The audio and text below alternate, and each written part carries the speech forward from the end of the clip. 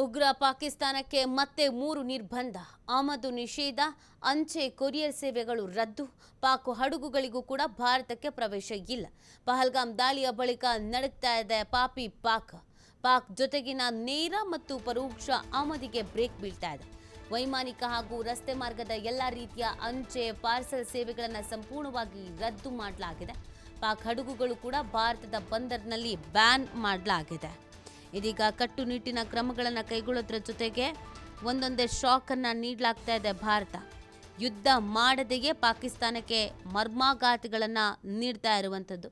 ಪ್ರಮುಖವಾಗಿ 9 ನಿರ್ಧಾರಗಳನ್ನು ಭಾರತ ತೆಗೆದುಕೊಂಡಿದೆಯಲ್ಲ, ಈ 9 ನಿರ್ಧಾರಗಳು ಕೂಡ ಇನ್ನಿಲ್ಲದಂಥ ಸಮಸ್ಯೆಯನ್ನು ಎದುರಿಸ್ತಾ ಇದೆ. ಒಂದು ನೋಡಿ, ಪಾಕಿಸ್ತಾನಕ್ಕೆ ಮರ್ಮಾಘಾತ ನೀಡಿದಂಥ 9 ಕ್ರಮಗಳಲ್ಲಿ ಅಟ್ಟಾರಿವಾಗ ಗಡಿ ಬಂದೊಂದು ಭಾರತೀಯ ರಾಜತಾಂತ್ರಿಕರ ವಾಪಸ್ ಕರೆಸ್ಕೊಂಡಿದ್ದು, ಪಾಕಿಸ್ತಾನಿ ಹೈಕಮಿಷನ್ ಸಿಬ್ಬಂದಿ ಸಂಖ್ಯೆಯಲ್ಲಿ ಕಡಿತ ಮಾಡಿದ್ದು, ಸಾರ್ಕ್ ವೀಸಾ ವಿನಾಯಿತಿ ನಿಷೇಧ, ಸಿಂಧೂ ನದಿ ನೀರು ಒಪ್ಪಂದ ರದ್ದು, ಪಾಕಿಸ್ತಾನದ ಡಿಜಿಟಲ್ ಮಾಧ್ಯಮ ವೇದಿಕೆಗಳಿಗೆ ನಿಷೇಧ, ಉಗ್ರರು ಹಾಗೂ ಭಯೋತ್ಪಾದಕರನ್ನು ಪೋಷಿಸುವವರ ವಿರುದ್ಧ ಯಾವುದೇ ರೀತಿಯ ಕಾರ್ಯಾಚರಣೆಗೆ ಭಾರತೀಯ ಸೇನೆಗೆ ಸಂಪೂರ್ಣ ಪರಮಾಧಿಕಾರ, ಪಾಕಿಸ್ತಾನದ ಅಪ್ರಚೋದಿತ ಗುಂಡಿನ ದಾಳಿಗೆ ಪ್ರತಿದಾಳಿ, ಪಾಕಿಸ್ತಾನದ ವಿಮಾನಗಳಿಗೆ ಭಾರತದ ವಾಯು ಪ್ರದೇಶಗಳ ನಿರ್ಬಂಧ.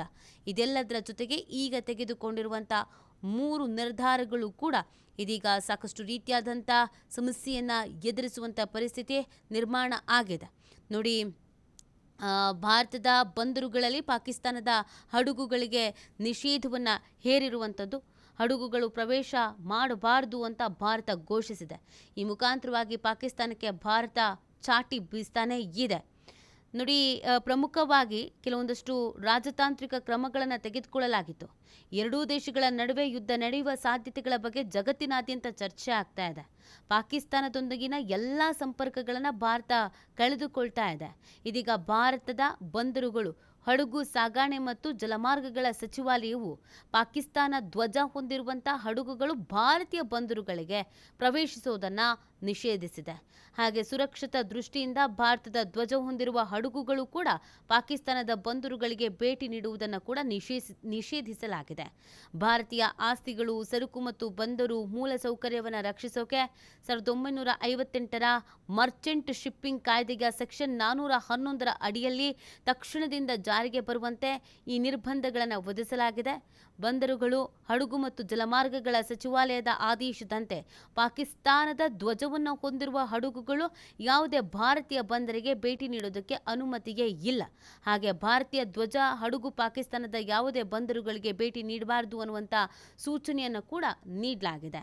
ಭಾರತ ಸರ್ಕಾರವು ಪಾಕಿಸ್ತಾನದಿಂದ ವಾಯು ಮತ್ತು ಮೇಲ್ಮೈ ಮಾರ್ಗಗಳ ಮೂಲಕ ಎಲ್ಲ ರೀತಿಯ ಮೇಲ್ ಮತ್ತು ಪಾರ್ಸೆಲ್ಗಳ ವಿನಿಮಯವನ್ನು ಸ್ಥಗಿತಗೊಳಿಸಿದೆ.